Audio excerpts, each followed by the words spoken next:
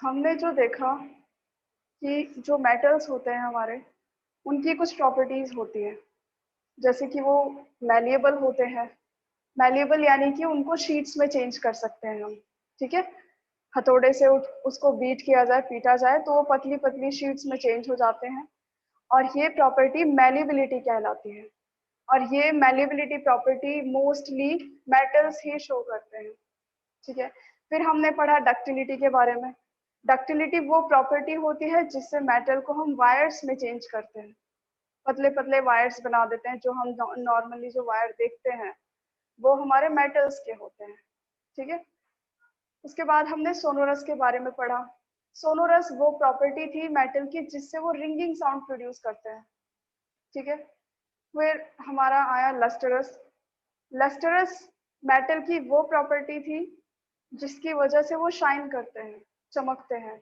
आपने देखा होगा जनरली सभी मेटल्स का जो सरफेस होता है, जो उनकी सतह होती है, वो शाइन करती है। ठीक है, चाहे आयरन हो, एल्यूमिनियम हो, गोल्ड हो, सिल्वर हो, कोई भी मेटल हो, एक दो को छोड़कर। ठीक है, उसके बाद हमने कंडक्टिविटी की बात की थी। कंडक्टिविटी हमने दो चीजों की पढ़ी, एक हीट की कंडक्टिविटी और एक इलेक्ट्रिसिटी की कंडक्टिविटी। यानी कि जो हमारे मेटल्स होते हैं ना, वो कंडक्शन करते हैं। कंडक्शन का मतलब बताया था कि जो हीट को या इलेक्ट्रिसिटी को एक जगह से दूसरी जगह ट्रांसफर करते हैं, एक जगह से दूसरी जगह लेकर जाते हैं। तो इस प्रॉपर्टी को हमने कंडक्टिविटी कहा। और हमने ये जाना कि जो मेटल्स होते हैं वो good conductor of heat and electricity होते हैं।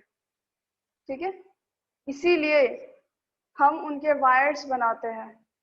जनरली हमारे जो वायर्स होते हैं वो मेटल्स के ही होते हैं, इसीलिए होते हैं क्योंकि मेटल्स में करंट फ्लो आसानी से हो जाता है।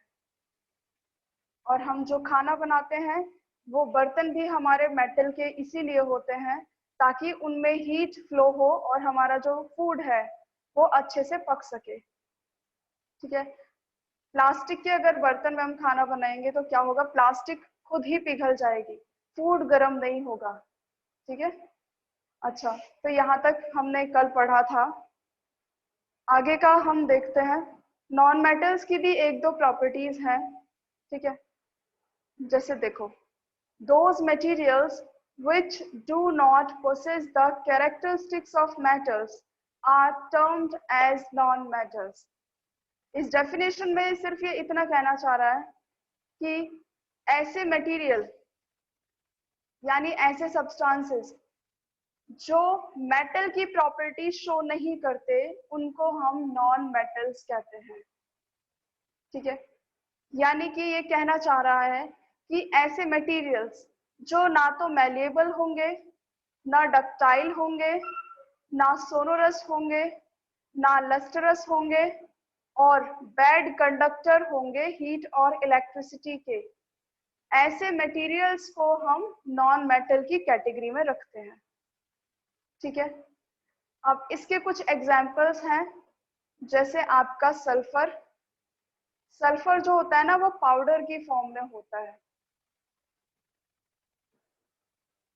ये आप देख रहे हो आपकी स्क्रीन पर येलो येलो जो आपको पाउडर सा दिख रहा है, आपको ये बेसन लग रहा होगा, लेकिन ये एक्चुअल में सल्फर है।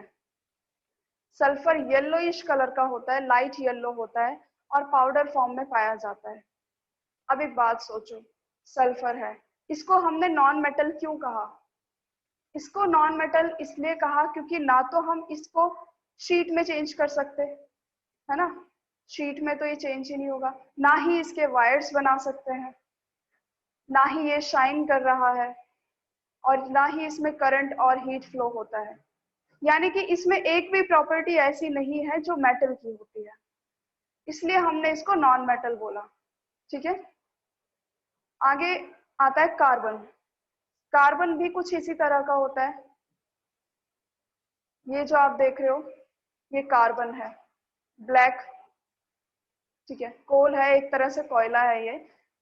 बट कोयला भी कार्बन की ही फॉर्म है। कार्बन की दो फॉर्म्स थी मैंने बताई थी, एक कोल और एक डायमंड।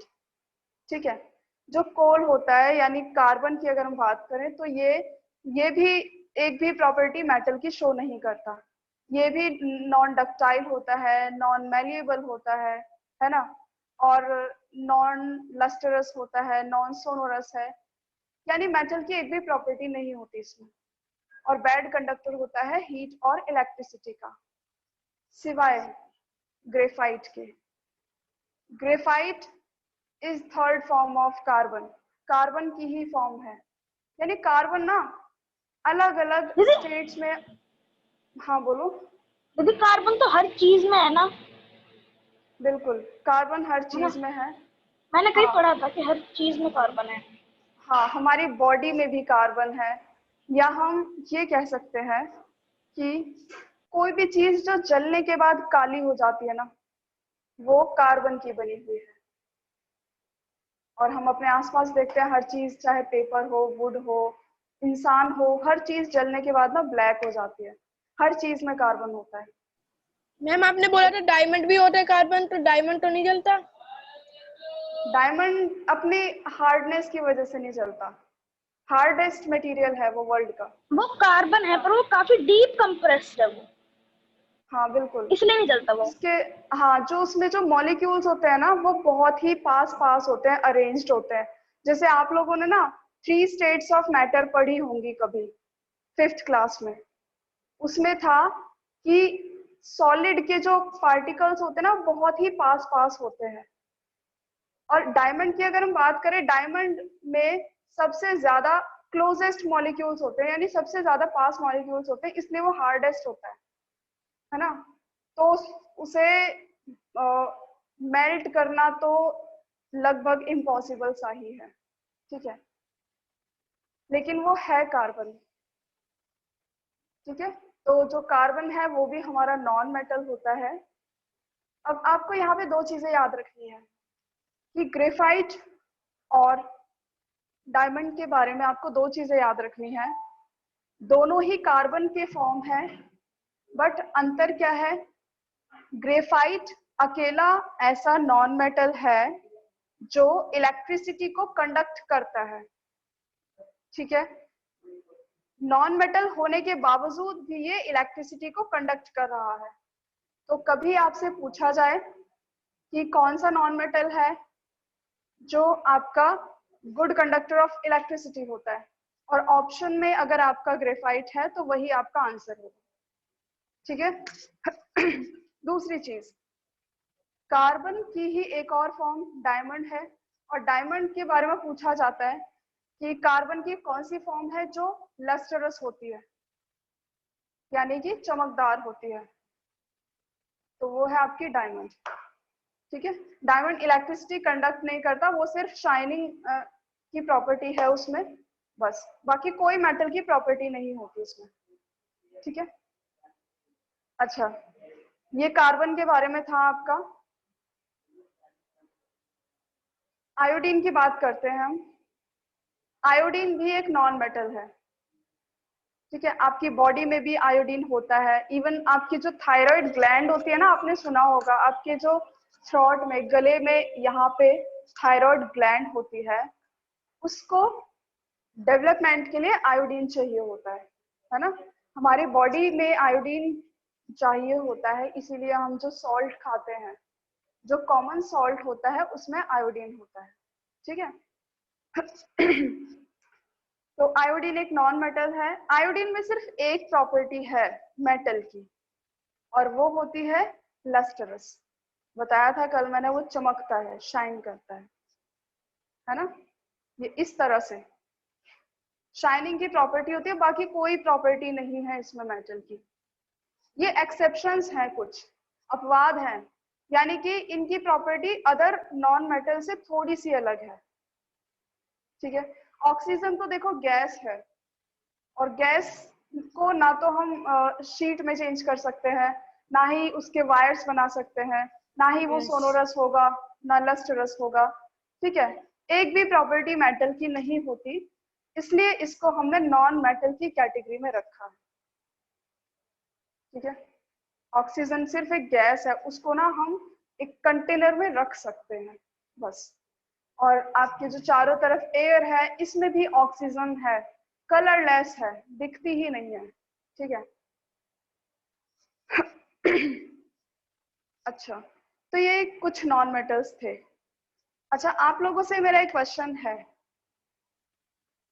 आप लोग चैट में आंसर देंगे, बोलेगा कोई नहीं, कि हमारी बॉडी में आयोडीन की कमी होने से कौन सा डिसीज होता है। आपको आंसर टाइप करना है। आप लोगों ने पढ़ा होगा डेफिशिएंसी डिसीजेस के बारे में। आयोडीन की कमी होने से हमारी बॉडी में एक डिसीज होती है, उसका नाम बताओ जल्दी से।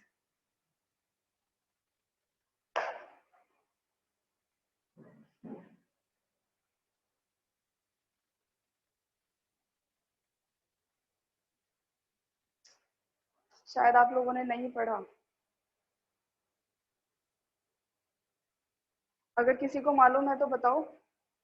दीदी मैंने भेजा तो है, नहीं, अभी तक नहीं आया मेरे पास।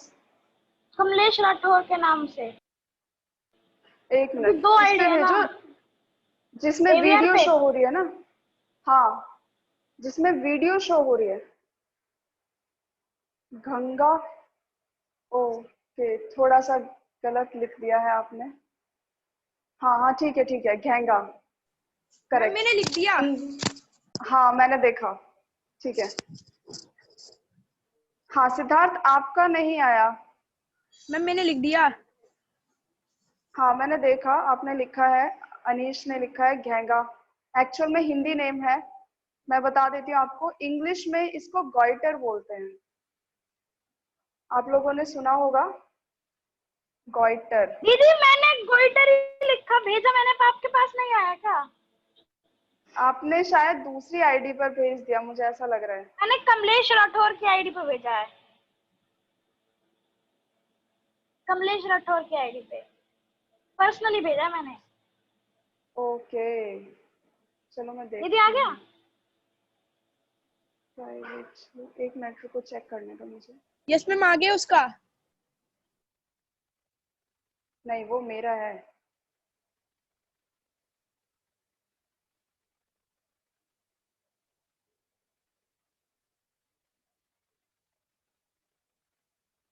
कोई बात नहीं सिद्धार्थ, आपने भेजा होगा, मुझे अभी शो नहीं हो रहा। करेक्ट है, आपने भी अगर गॉइटर बताया है तो ठीक है। मैंने सबसे पहले बताया। ओके, मुझे उम्मीद थी वैसे। ठीक है, कोई बात नहीं, आप सबको पता चल गया। ध्यान रखना, हमारी बॉडी में आयोडीन की कमी होने से, यानी अगर हम आयोडीन ना खाएं, ठीक है, वैसे तो हम डेली सॉल्ट खाते हैं, सॉल्ट में होता है आयोडीन। अगर हम आयोडीन ना खाएं तो आपके जो ये गला है, गले के पास ना एक वो होती है थायराइड ग्लैंड, वो फूल जाती है, बहुत ज्यादा फूल जाती है, और गले के नीचे ना बहुत, मतलब आपकी गर्दन बहुत मोटी हो जाती है।